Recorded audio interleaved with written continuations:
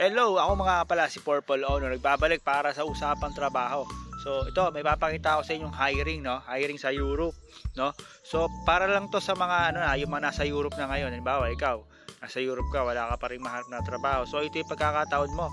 Or ito pa, yung special, pagka ikaw nasa Taiwan ka, gusto mo mag cross country dito sa Europe. So ito na rin 'yon. Tsaka yung mga nasa Middle East, no? Pwede ka rin dito. So, panoorin mo lang to, papakita ko muna yung mga hiring. Ito na nga, no. So, ito na nga, no. Meron tayo dito ngayon, plumber, labor, electrician, yan. Yan, panel electrician. Sa kabila naman, machine operator, calculator, AC, technician, yan. Tapos, ito pa. Yan, sa food and beverage naman tayo. Food and beverage, meron tayong, yan, merong chef, barista, supervisor, server, sushi chef, yan, kitchen steward, helper, waitress, bartenders, saka crew members. Meron pa yan, no? Meron pa. At sa hospitality, meron tayong front, reception, cleaners, room attendant, storekeeper, housekeeping attendant, and housekeeping supervisor. So, ito na nga. Magkano ba yung sahod daw niya? Magkano?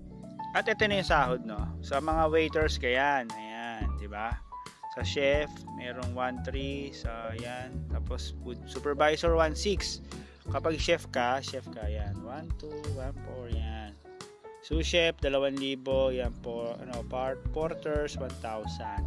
So, yung mga yan, wala pang kasamang tip yan, no? Pwede pang lumaki yan, no? Alright. Ito pa. So, ito na nga, no? So, ito, sundan nyo lang to. Puntahan nyo to sa Facebook, no? E-Work Consultancy Spain.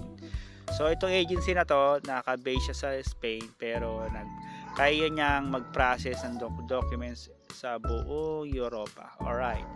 So, ito, ilalagay ko sa may description or sa comment section yung link na to, tapos yung contact number, saka yung email address na papasahan niyo ng email.